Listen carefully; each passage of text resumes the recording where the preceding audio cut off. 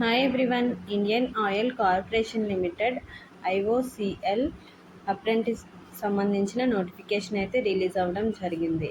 ఈ అప్రెంటిస్ అనేది trade technician graduate సంబంధించి ఈ నోటిఫికేషన్ రిలీజ్ చేయడం జరిగింది. అది కూడా సౌతర్న్ స్టేట్స్ అంటే తమిళనాడు, పుదుచ్చేరి, కర్ణాటక, కేరళ, ఆంధ్రప్రదేశ్, తెలంగాణ స్టేట్స్ సంబంధించి ఈ నోటిఫికేషన్ అయితే రిలీజ్ అవ్వడం జరిగింది. ఈ అప్రెంటిస్షిప్ అనేది 1 ఇయర్ పాటు ఉంటుంది. ఇక్కడ మనం చూసినట్లయితే కనుక స్టేట్ వైజ్గా ఏ స్టేట్కి ఆ స్టేట్ సపరేట్గా ఈ పోస్టులు అనేది ఇవ్వడం జరిగింది. ఇక్కడ మన ఆంధ్రప్రదేశ్లో చూసినట్లయితే కనుక ట్రేడ్ టెక్నీషియన్కి సంబంధించి 25 పోస్టులు అనేవి ఉన్నాయి. అలాగే మనం టెక్నీషియన్కి సంబంధించి చూస్తే కనుక ఆంధ్రప్రదేశ్కి సంబంధించి 20 పోస్టులు అయితే ఇవ్వడం జరిగింది. అలాగే గ్రాడ్యుయేట్ అప్రెంటిస్ చూస్తే ఆంధ్రప్రదేశ్కి వచ్చి 50 పోస్టులు అయితే ఉన్నాయి.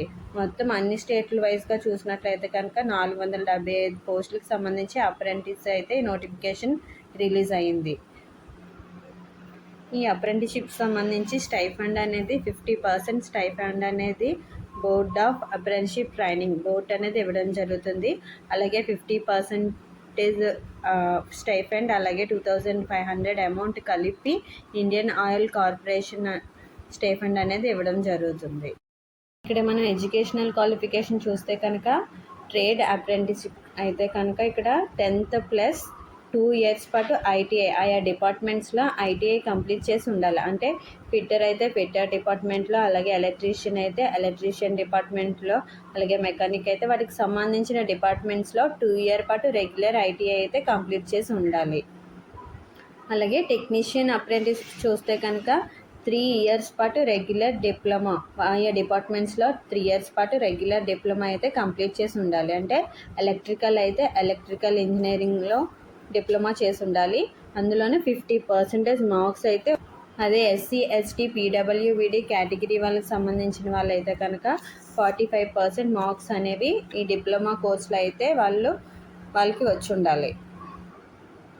అలాగే గ్రాడ్యుయేట్ అప్రెంటిస్కి మనం చూస్తే కనుక బీబీఏ, బీఏ, బీకామ్, బీఎస్సీ చేసిన వాళ్ళైతే ఈ పోస్ట్కి అప్లై చేసుకోవడానికి ఎలిజిబుల్ అవుతారు. రెగ్యులర్గా గ్రాడ్యుయేట్ కంప్లీట్ చేసి ఉండాలి.